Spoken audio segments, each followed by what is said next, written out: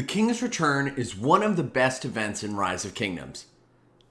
But what do you have to do? The easy answer is nothing.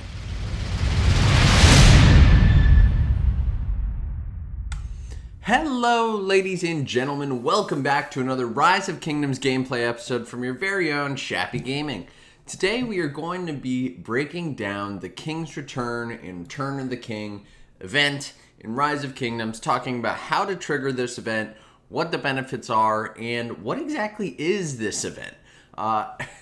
It is one of the easiest events in Rise of Kingdoms to get, and it is specific to you.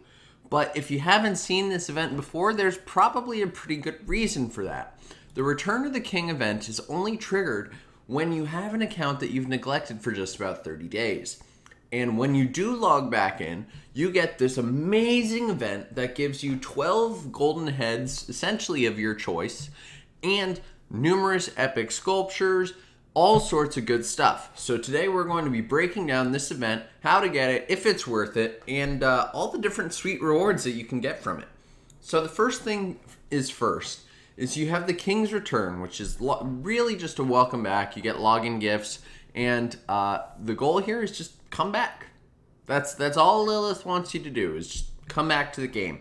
This event usually lasts about a month, and you get rewards if you come back 8 days out of those 30. So super easy. And there's actually a nice little trick here that I'm going to tell you guys about. So what you can do and how you can leverage this King's Return event is if you do create an account, usually a farm account, in an old kingdom. Let's say you create it in an old kingdom that you are that you have friends in. And what you can actually do is get that account into a main alliance, or an alliance that at least has ROK. And the benefit of that is that you can accumulate a bunch of different gifts and then claim them after. So let's say you did that and you've actually got an account with a bunch of max epic commanders. The trick here is your account does need to be below 10 million power. But if you've got an account with a bunch of max epic commanders, maybe you got a couple legendaries, probably not max, and you've got VIP 10 or whatever your VIP is. Again, your account does need to be less than 10 million power. You can totally leverage this event to get a free migration to a KVK that is still in Season 1, which is absolutely nuts. And so we're going to talk about how to do that and what all these different rewards are. So the King's Return, you get 8 days of events. You get a massive troop expansion, which is nice. You might want to use that before you migrate. You get speed ups, you get resources, you get some gold keys, you get at least 5, some teleports, and what's most exciting is you actually get 10 free sculptures to a commander of your choice. If you are planning on migrating this account back, you probably want to pick a commander that you will actually use. So if it were me and I were going back, maybe I'd pick Cow if I were a cavalry primary, or maybe Martel. I will point out these are all gold key commanders, but the advantage is that you're getting 10 extra gold heads for literally doing nothing. And so this is the best event in Rise of Kingdoms, and all you have to do is do nothing. So doesn't really get much better than that. Then you also have the King's Road portion of this event, and this gives you 600 gems, another 24-hour speed up, 5 dazzling starlight sculptures, 5 more golden keys, so now you've gotten up to 10. And you can pick 2 legendary gold heads. You could get a massive troop expansion, or you could get 4 days of speed ups. This is by far the best event in Rise of Kingdoms, especially if you're early on in the game. Now you may say, Shappy, this seems like there's a trade-off though. And you would be right. If you are not a certain VIP level, and you're not getting epic sculptures every day, then that this event is amazing. But if you are a higher VIP level and you are getting epic sculptures every day and you're playing the different events, sure, it might be worth it. But the advantage of this event for me is the free migration into a pre-KVK or into a pre-KVK2 kingdom is massive. And you do get a lot of rewards, especially on an account that you may not want to maintain. One of the things that we talk about a lot in Rise of Kingdoms is the amount of effort required to keep all of these accounts running. And so this is a phenomenal event if you want to create a late stage jumper in Rise of Kingdoms. And so All you have to do, this is much like all of the holiday events here, and you just have to complete these different items. It's really easy to do. And then we have the returning gifts. So the returning gifts are pretty neat. You get a bunch of bundles that are, limited offers. So if you want to spend money on this account, you can. And all of these bundles are fairly good. If I were you, I'd probably go for the training one. But if you want to do research, you can. It's really up to you.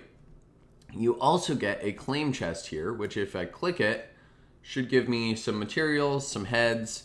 Overall, really good. Now, you also get fully loaded, which is kind of like more than gems and rewards you for spending gems. You can get a legendary equipment and material choice chest. You get all sorts of other equipment, speed up. I mean, this event just blows my mind. So if you are thinking of taking a break from Rise of Kingdoms and you want to come back, this event is what you can look forward to. But again, it will usually only trigger after about 30 days, so keep that in mind. And I do believe that the targeted migration only works if you're under 10 million power. So just keep that in mind as you think about taking your break.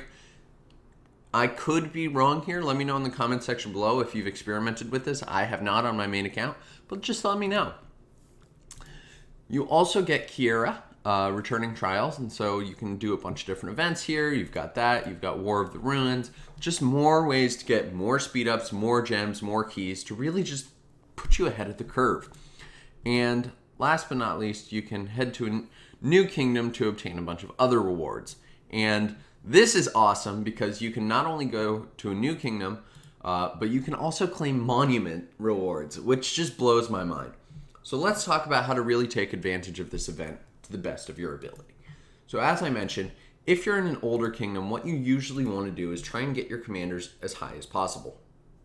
And the reason for this is that as you migrate to this new kingdom, you're going to be at a little bit of a disadvantage there. It's an older kingdom. Usually you can get to 120 days to 145 days age of kingdom, which is actually fairly young. I actually just did this on one of my other accounts, which I'll show you guys. But the advantage of this is if you do get a bunch of epic commanders maxed, or you can work on a legendary commander, you can be fairly far along, and then you migrate back to these older kingdoms and you're actually on par with everyone else, which is amazing. And so I actually did this on one of my farm accounts that I hadn't been using very much, and it's now in a new kingdom, and so I'll be showing you guys that and hopefully have some gameplay coming from there. But this is a great event to level up some of your commanders, to get yourself ready to move to a new kingdom. You do have a number of days in terms of picking when you want to migrate, but as you can see, these are very young kingdoms here. And so you can, it blows my mind that you can do this, but you can. And I think that's awesome. Maybe I'll do it with one of my accounts here. This is my 1017 account, so I probably won't move this one, but maybe I'll move another one. Let me know what you guys think in the comment section below about this event. But the true advantage is the free migration into a younger kingdom, and you can bring a 10 million power account to these kingdoms and be on par or really within like the top 300 of that kingdom, which is just absolutely unheard of. So I hope that you guys have enjoyed. Hopefully this has given you a little bit of insight into one of the new best events in Rise of Kingdoms today. Thank you. If you haven't already, be sure to hit that subscribe button right over there, bottom right hand corner, and hit the bell so you get notified when new episodes come out. And if you haven't already, be sure to join the community Discord. It's linked in the description of the video. We've got tons of friends, chats. I've got a bunch of guides in there, so come check it out. Thank you. Shappy out.